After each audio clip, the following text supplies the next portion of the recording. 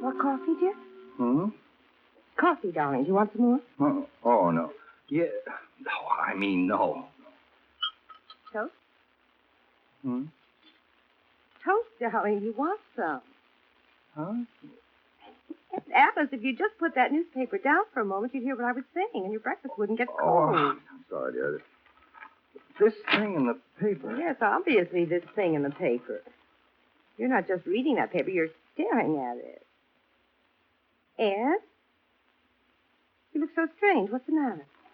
This story. And this picture. What story? What picture? Jan, I never knew what Al Tinney looked like. Al Tinney the racketeer? Yeah. Well, I don't know what he looks like either. Honey, you haven't answered my question. There's something wrong. I never even saw a picture of him. Come to think of it, neither did I. I wouldn't know if he bumped into me. Ed, what's that got to do? The point is, I didn't when he did. Are you talking about? I didn't know Tinney when he bumped into me last June in Capital City. In the lobby of the Guarantee Building. Bumped into it apparently right after he committed a murder. Ed, what is all this? Well, the whole story's right here in the paper. Tinney goes on trial in a few days in Capital City for murder. He's accused of shooting a man in the man's office in the Guarantee Building up there last June the 5th, around 11 a.m. So? Well, so everybody's sure he's guilty, but he's got the usual racketeer-type alibi, 20 miles away at the time of the shooting. Well, if they can't break that alibi, he's going to get away scot-free. Understand?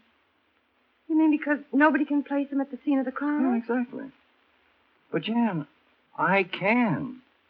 Oh, Ed, no. Yes, I was there on business that day, you remember. And in the lobby of the Guarantee Building at just about 11, a man bumped into me, almost knocked me down. Never apologized, just glared at me, shoved me aside, and he hurried out. And? Now I know the man was Al Tinney. Here's the picture in the paper. So you see, Jan, I know his alibi's a lie.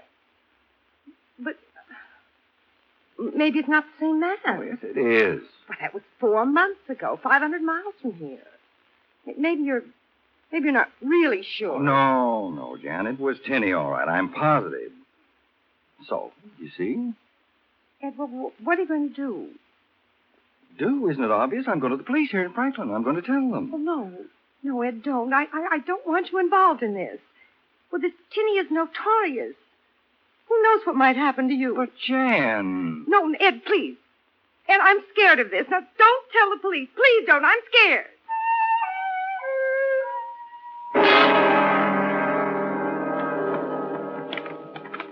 All right, Mr. Adams. Now these. This one, yes. Well, that one, no. And that one, no. That last picture, yes again. And this group?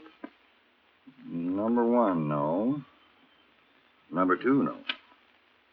3, and 4, and 5, all yes. Well, how am I doing, Captain A? I've got to give you A for memory, A for observation. Well, once you've seen that man's face... I know, but these other men in the pictures I've been showing you look an awful lot like Tinney. Well, that settles it. You sure do remember him. So, what's next? I notify Capital City's DA that he's got a voluntary witness to place Tinney where he belongs, which I assure you will start a celebration. Well, anything else for me to do now? Just go home. As soon as Capital City tells me when they need you there and what arrangements they'll want to make for your transportation, I'll get in touch with you. Trial starts in, 5 days. Meanwhile, go home and relax.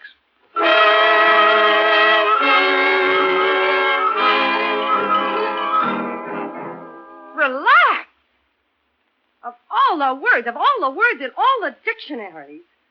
Just look at tonight's paper. I know, honey. I've seen it. And what's going to happen? It's right on the front page, all about you. All about how you're going to testify and how important you'll be to the state's case. Don't you see what this means? But, Jan, it was bound to get into the Where papers. everybody can see it, including people who may want to stop you from telling your story. Jan, they can't stop me. Can't?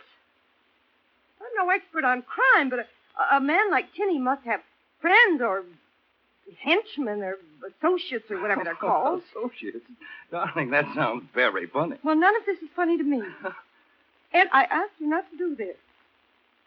Don't you understand, darling? I am afraid for you. This story is public property now. Any moment we may... Oh, Ed. Oh, now, darling, it's just the phone. Don't answer it. Jan, now, don't, dear. Everything is all right. Hello? Yeah. Oh, hi, Bob. Yes, we saw it. Well, yes, it's true. Come on now. Cut it out. You make me feel like a stuffed shirt. Sure, right here next to me. No, she isn't crazy about it. I mean... Yeah, sure. That's right. We'll talk about it another time. Yeah, sure. Bye. It was just Bob. You see, dear, you don't have to be so jumpy. Come on, dear. Now, you answer it this time. It won't bite. No, now, Jan, please. Hello? What? Who's that? Who is it? Ed. Who is it, Jan? Hung up. Jan, what's the matter? Who was that? Some man. What did he say?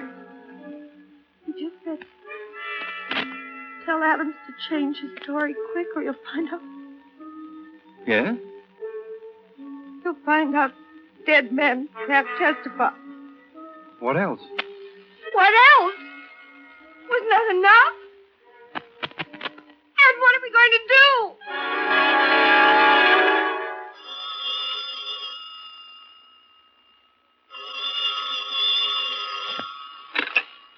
Hello?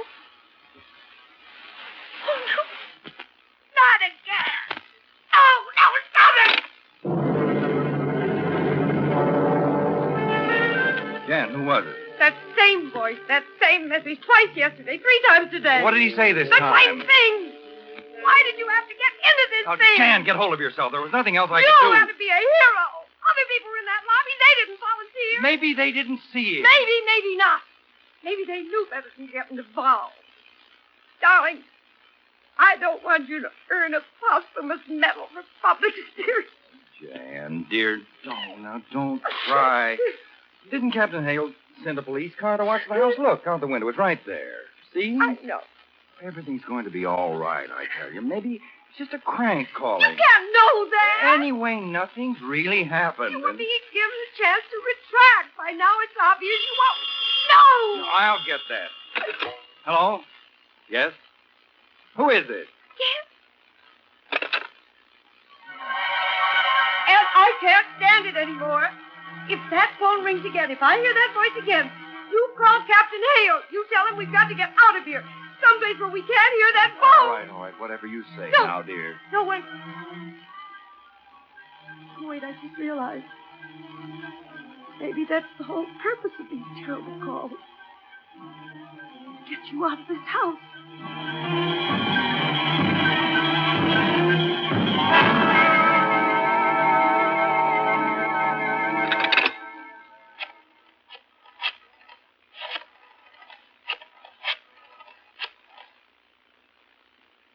Hello, Mr. Adams, Captain Hale.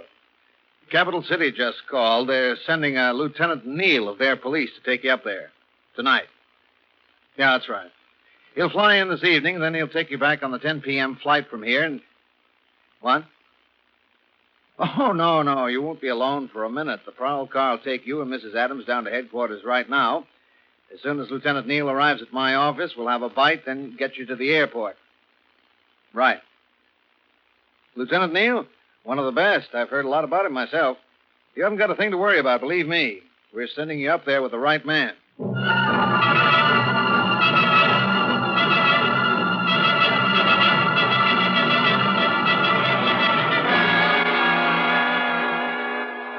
Real pleasure to meet you, Lieutenant Neal. I'm Lieutenant Kane of Captain Hale's squad. Hello, Kane. Kind of surprised to hear myself being paged as I got off the plane. Didn't expect to be met here at the airport. We don't know you by sight down here, Neal. Hale wanted me to be sure not to miss you. See, there's been a couple of changes in the operation. Oh? Like what? Well, for one thing, you don't go to headquarters. We moved Adams to a private house on the outskirts of town. That's where I take you to meet Hale. Why the switch? A little added security. Hale's afraid that, Well, look, I'll explain it on the way. I got a car outside. Let's go.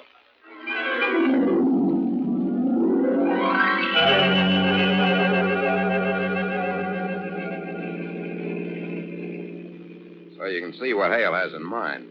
He simply figures that somebody may make an all-out try to get Adams.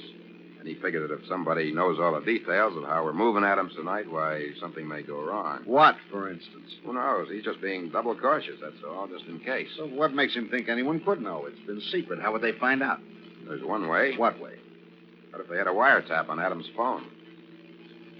Any reason to think they had? Could be, Neil. Personally, I'm inclined to think it's a very good possibility. Yeah, a very good possibility. I see. How much further to where we're going? We're practically there. As a matter of fact, before we get there, there's something I've got to give you. What? This. Oh. Sweet dreams, Copper. Sweet dreams.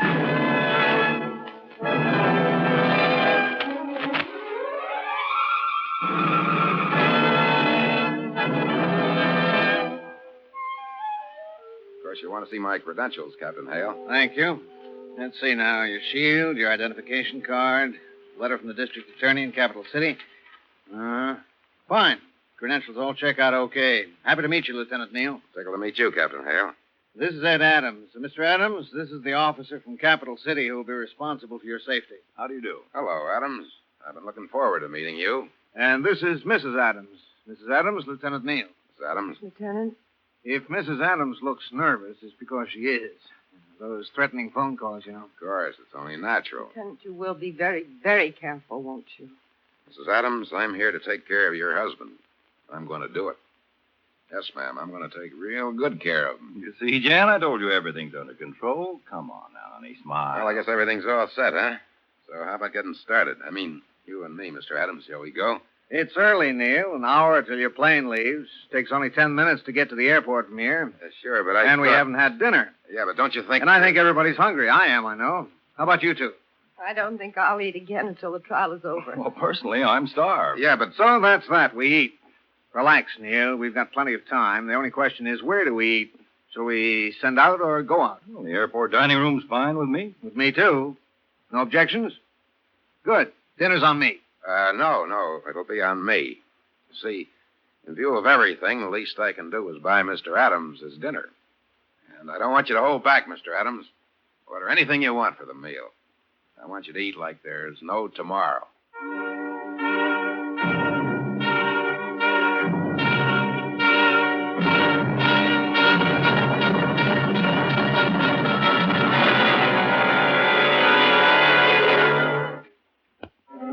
Come on, wake up, you. Come on now, snap out of it. Huh? What's going on? You're under arrest, that's what's going on. Now get out from behind that steering wheel. You're not driving anymore tonight. Driving? Me? Yes, you. You did a fine job. Drove this convertible up on the sidewalk, then parked it neatly against a fire hydrant. Now, come on, out of the car. Stop shaking me. Up the daisy and out you come. Oh, easy. Oh, my head. Cut it out. You're not hurt. People don't die from a hangover. They just think they will. Now try standing by yourself, huh? Wait, there's something wrong. You don't understand. Don't I? One sniff of you, mister, and anybody would understand. Now start walking. Oh, hold it. Officer, I'm just beginning to remember. Listen, I'm not drunk. Mister, when I find a guy sleeping over the wheel of a car he parked on the sidewalk up against a fire pump with a whiskey bottle 3/4 empty on the seat next to him and the guy smelling like a distillery, I make a deduction. Drunk. I said, let's go. Wait, I'm a police officer. Neal, Lieutenant Neal of Capital City. This isn't what it looks like. I can identify myself. Just let me show you my papers. My shield. Right in this pocket. My wallet. My credentials. They're gone. Oh, come on now. Sober up. I found letters on you addressed to William Taylor, Grand Rapids, Michigan.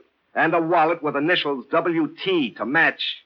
And no driver's license. Explain that to the sergeant. Wait, you gotta listen to me.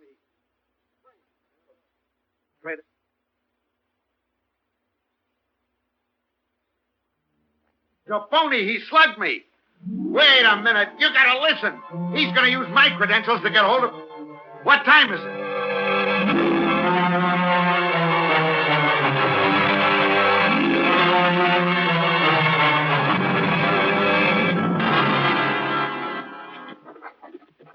Driving without a license.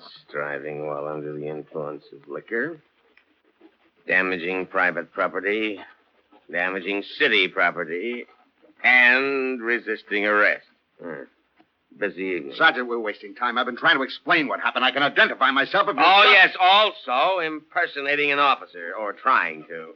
Is that right, Tom? Right. Will you stop this nonsense and let me explain? You call these charges nonsense, Taylor? For the last time, my name isn't Taylor. And I can identify myself if you'll let me use the phone. No, you're identified now. Then you use the phone. I'll tell you where to call. Forget it. Don't you see time's running out? Look at that clock. A man's got my credentials. All he has to do now is present them to Captain Hale of your police department right here in Franklin. And when he does... Franklin? Now, look, you're in Sunnyvale, 10 miles outside of Franklin. What kind of an act is this? So I was moved here. It's all part of what I'm trying to tell you. I'm here to protect a witness. His life is at stake. I tell you, my credentials will be used. Look, there's no time to go through the whole thing again. It's getting late. Right. Bedtime for you. Tom, put him in a cell where he can sleep it off. You'll be arraigned tomorrow, Taylor. You can't do this. I've a right to use one phone call now before arraignment. That's right, you have. And I've been trying to give you a break. You make that call now on the condition you're in, you waste it. Now look at you. You're drunk. You're wild-eyed. You don't know what you're talking about. Now, you sleep it off first. Make your call in the morning. Tom, lock him up. I have a right to one phone call now. It's the law. So it's like that, huh? Okay, mister, I'll let you make a phone call. One call. And then Mr. L wants some straight answers. Now, who do you want to call? Captain Hale at Franklin Police Headquarters. Oh, I see. I get it now. You're a big shot, huh? You know, big brass in the big town, and you want to put some pressure on. Is that it? For Pete's sake, Sergeant! Well, I've got some news for you. This may be a suburb, but we don't take orders from anybody. Come along, nice fella. Just a few more steps to the desk. The officers? Upper class, drunk and disorderly, Sergeant. I found him sitting on top of the war memorial singing hinky-dinky parley-voo. He threw peanuts at me when I told him to come down. Won't give his name. Of course. Incognito from distant metropolis. Anyway, what's in a name? And for that matter, who is Sylvia? What is she? Listen, you, I'm in no mood for another drunk. Sergeant, my phone call. Alas, for the decline of manners. Cannot a visiting gentleman celebrate with purest song the wedding of an old college chum in the wretched peasant village said chum inhabits, and having so celebrated, cannot he be booked in the local pokey, sir, without interruptions from all Why, what are you doing here, Lieutenant Neal? What? What'd you say? What was that last? I have spoken. Speak again. You know this man? No. I charge you, this is that same Lieutenant Neal, peer of detectives who arrested me in Capital City at my brother's wedding. Let him deny to be there. Preston Cantwell III. And your humble clients.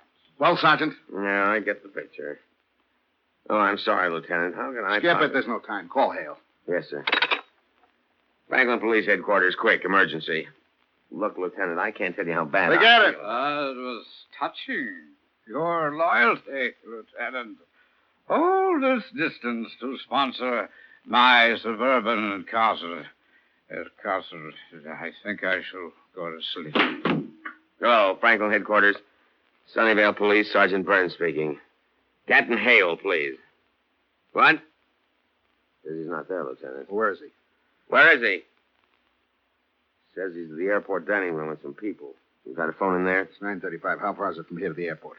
The airport's closer to Sunnyvale than Franklin. 7-8 minutes in the squad car. You want to try to page Hale to the airport? No, it'd be dangerous. Hale know you by sight. Yeah. Good, get off the phone. Sure. Thanks. No message. Now what? Get a car on the way. I'll tell you what we'll do.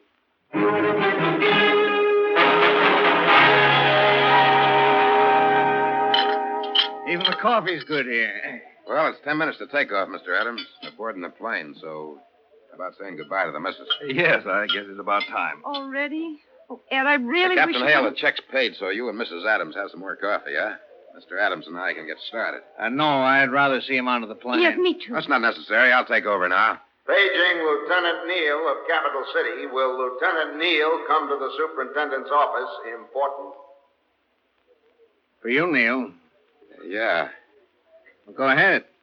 Superintendent's office just outside this dining room. Look, it's getting late. Mustn't miss our plane. Let's disregard this. Will Lieutenant Neal please come to the superintendent's office immediately? Urgent. Better go, Neil. You've got time. Well, I think... All right. Come with me, Mr. Adams. Adams can stay here till you come back. Extra minute with his wife. But what? Can't trust me to watch him? Okay.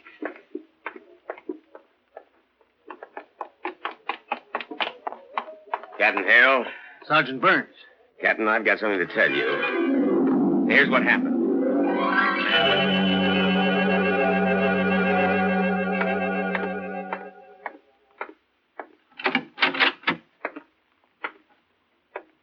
Was somebody paging? You, Buster. Get your hands up.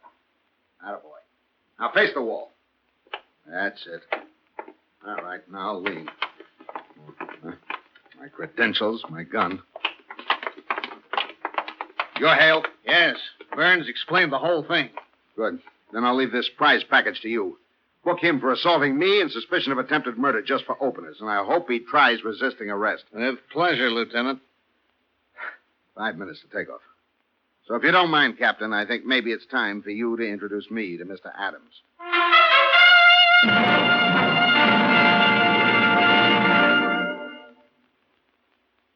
Suspense.